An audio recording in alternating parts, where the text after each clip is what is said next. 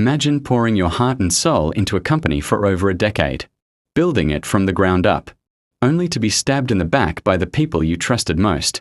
But what if that betrayal lit a fire inside you, one that led to the sweetest revenge imaginable? Today, we are diving into Derek's story, a tale of corporate greed, hidden schemes, and a comeback that left his bosses begging for mercy. If you've ever felt undervalued at work, overlooked for someone with connections, or dreamed of flipping the script on those who wronged you, this one's for you. Hit that like button if you're ready for some serious justice.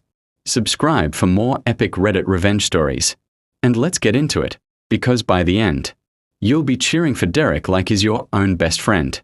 Let me paint the picture for you. Derek was 42, a guy who'd been through the ringer. 16 years ago, he moved to Milwaukee, chasing love, following his wife, Ellie, after they got married. He left a solid security job in Minneapolis because she landed a spot in grad school.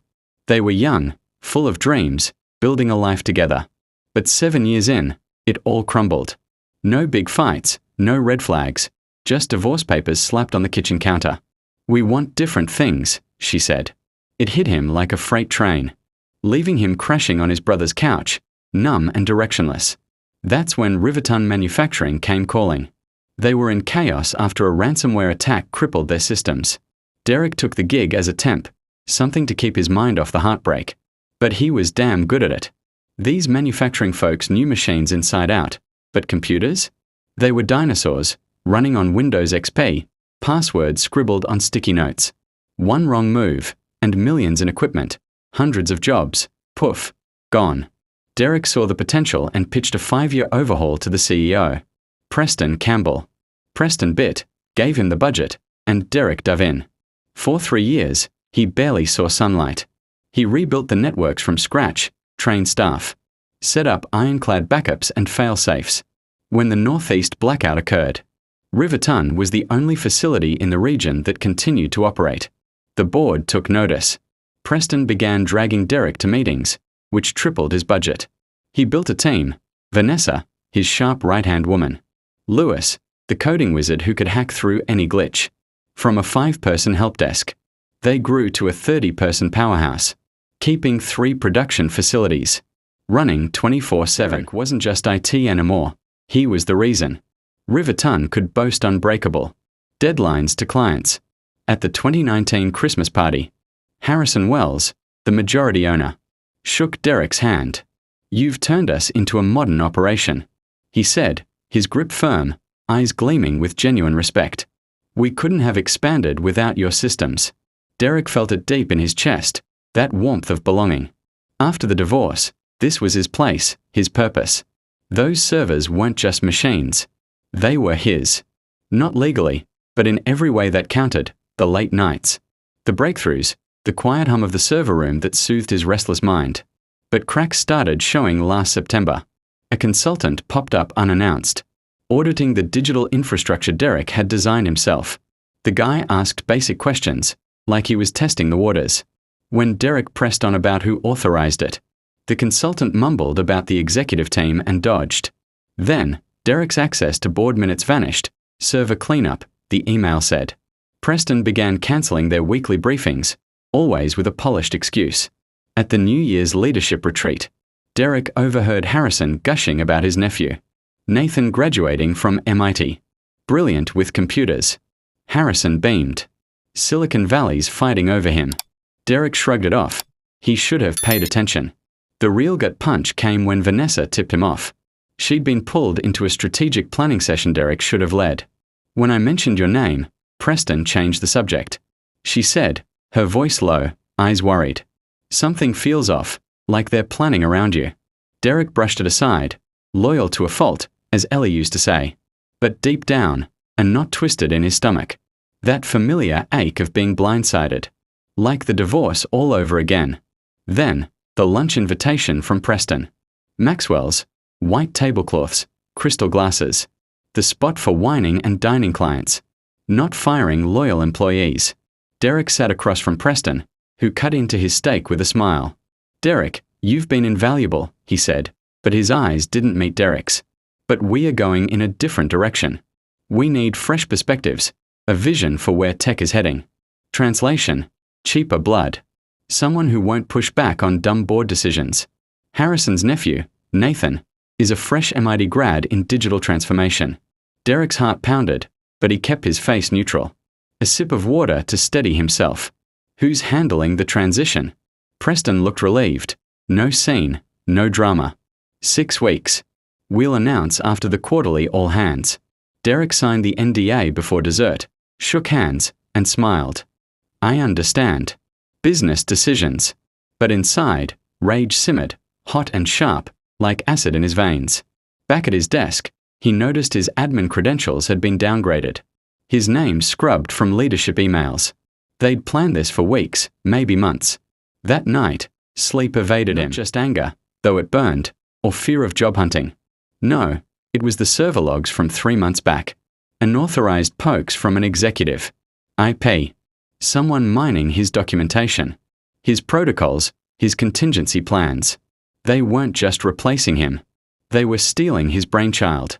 Derek thought of Ellie, the lakefront sunsets they used to share. The water black under winter skies now mirrored his mood. Cold, unyielding. He'd seen the signs but ignored them. Now, clarity hit. Nathan showed up in the server room that evening, clean-cut. Expensive watch glinting under the fluorescent lights. Getting the lay of the land, he said, strolling in like he owned it. Preston said you'd show me around. Derek's jaw tightened.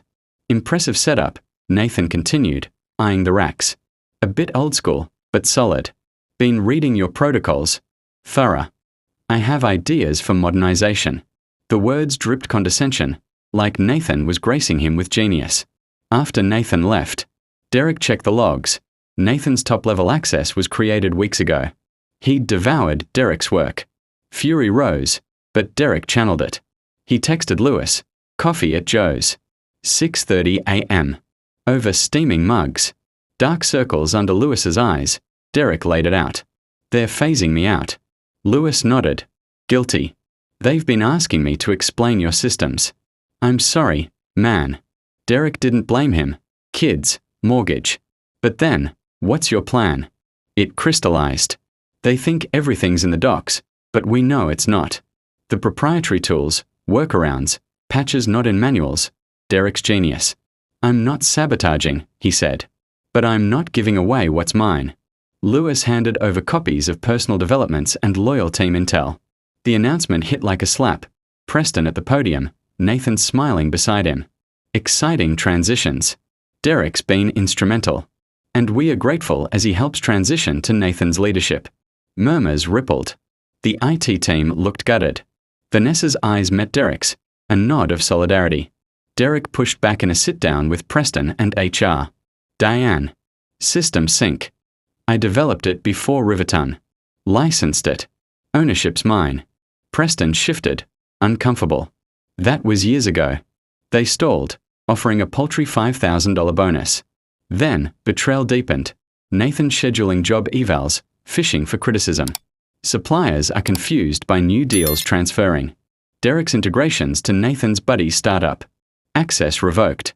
They were dismantling his legacy, selling it off. Derek dug deeper with old contact Darren. SEC filings revealed. Riverton prepping for acquisition by TechCore. Deal hinged on modernized infrastructure. Derek systems as the jewel. Harrison cashed shares. XX got parachutes. Emails showed they'd plotted for months, while Derek fixed breaches all night. The breaking point, alone in his car at the old industrial park. Rain pattering on the roof, Derek found old hard drives. Original system sync code, pre-Riverton emails proving ownership. Trust shattered. Preston's promises empty. They accelerated his exit. 2 weeks, not 6. Your attitude's not conducive. Derek stayed calm. Review the agreements. Warnings flew. Don't make this difficult. But Derek texted Lewis. Plan B flash drive in a grocery lot. Code, logs, keys. Why help? Because they think we are replaceable. Weekend blitz. Document everything. File provisional patents. Vanessa got an envelope. If anything unusual, open this. Nathan streamlining caused glitches. Lines down. Cost soaring.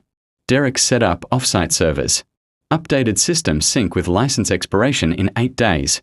Legal, protective. TechCore emailed. Interested in his expertise. Derek forwarded to his lawyer. Met their VP post-exit. Final day. Badge in, no lunch. Now we wait. Monday, 9:17 a.m. Peak shift. System sync flashed. License expired. Contact developer. Lines halted. Facilities offline. Preston's call. Panic-laced fury. What the hell did you do? License expired, Derek said coolly. Happy to discuss renewal, ownership recognition, compensation, NDA. Sabotage. Business, Derek countered. These things happen. By 3 p.m., lawyers caved. Agreement signed. Derek signed with TechCore, double salary, consultant lead. Nathan. Transitioning elsewhere. Failures cost clients. Preston was demoted to figurehead. In the end, it wasn't about destruction. It was about reclaiming value. Derek bought a lakeside cabin. Built a team with Vanessa and Lewis. Running into Preston a year later. UWON.IT wasn't winning. Derek said, "It was knowing my worth. Systems we build, break, outlast us, but so does justice when it's earned." Phew, what a ride. If this story fired you up or gave you that satisfying chill, smash the like button and drop in the comments. What's the most epic revenge you've seen or pulled off? Subscribe for more heart-pounding Reddit tales. Turn on notifications so you never miss one. And I'll see you in the next video. Stay vengeful, friends, in the best way possible.